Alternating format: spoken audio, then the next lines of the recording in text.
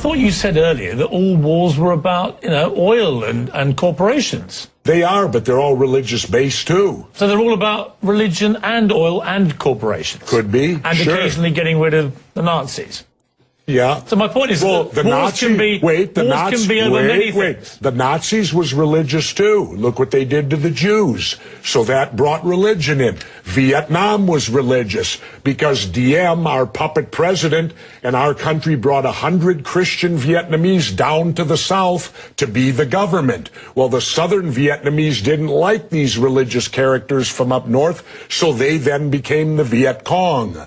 So all wars, pretty much in my lifetime, have had some religious basis, but certainly big business gets in there because wars are very profitable to certain big businesses. And of course, big business needs to be in the Middle East so that we can get the oil out of the Middle East, so we can get the lithium out of Afghanistan. You know, they discovered a vein of lithium there they say is worth $1 trillion. Well, what is lithium used for? Every cell phone, computer, and soon to be electric cars. Let's talk about why we're really there. We're not there. How does any of these wars affect our freedom in any way? The United States is not in any threat. They're not going to do a Normandy invasion on us, Al-Qaeda in Virginia. Yeah, but hang on, you're being slightly naive, aren't you? Because I'm not being naive, sir. I think you are being naive. No. Because I think that it's clear one of the main reasons that America went into Afghanistan was to try and get Al-Qaeda dismantled, the organization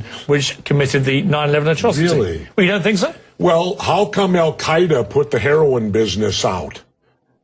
They took all the poppy growers and stopped the production of heroin. What would you have done? Wait, now how much of that illegal heroin was propping up the international banks with laundered money, and when it dried up, the first recession happened? Well, now that we're back in there, we aligned with the poppy growers, and the heroin business is back up full swing again. I thought we fight a war on drugs here. All right, Jesse, we're not. What would you have done on September the 12th, 2001? What would you have done if you'd been president?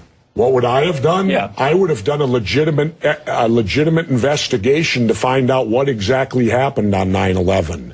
How did they know who did this so quickly like they did Lee Harvey Oswald?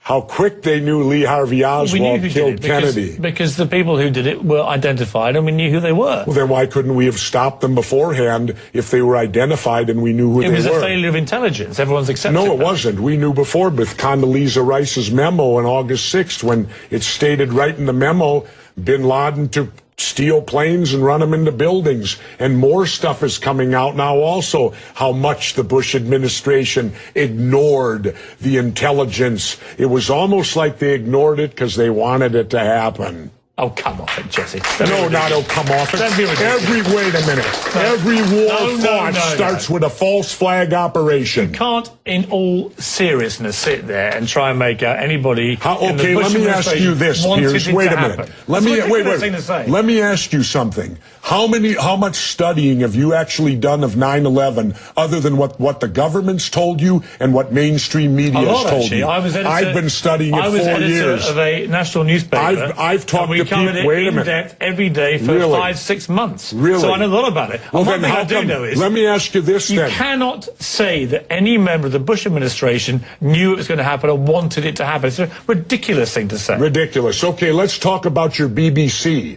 I have a tape of a BBC reporter broadcasting directly back to England talking about a third building has collapsed. World Trade Center Building 7 talks for 7 minutes. All the while she's talking, World Trade Center Building 7 is still standing right behind her. It didn't fall for another half hour. Yet they were doing a pre-broadcast back to England that, yes, it's true, you need to that this building fell and it hadn't fallen yet. If you're trying to make out the British Broadcasting Company, one of the most respected news organisations in the world, was inventing huge buildings falling over, you need to have a break, Jesse. We'll come back after the break. Fairly heated debate about various theories that you have about 9/11 and so on. Let's move on to... and the government only has a theory. Right, well, the government has No, factual... this is a theory. Their theory is 19 Islamic radicals armed with box cutters defeated our multi-billion-dollar air defense system, all while conspiring with a bearded guy in a cave in Afghanistan. That is exactly what That's happened. their theory. No, that's not a theory, it's a fact. That's their theory. No, Jesse, that's that's a fact. I think you make required. some very sensible points, and you make some crackpot points. That's your opinion. Yes. How many people here think I make crackpot points?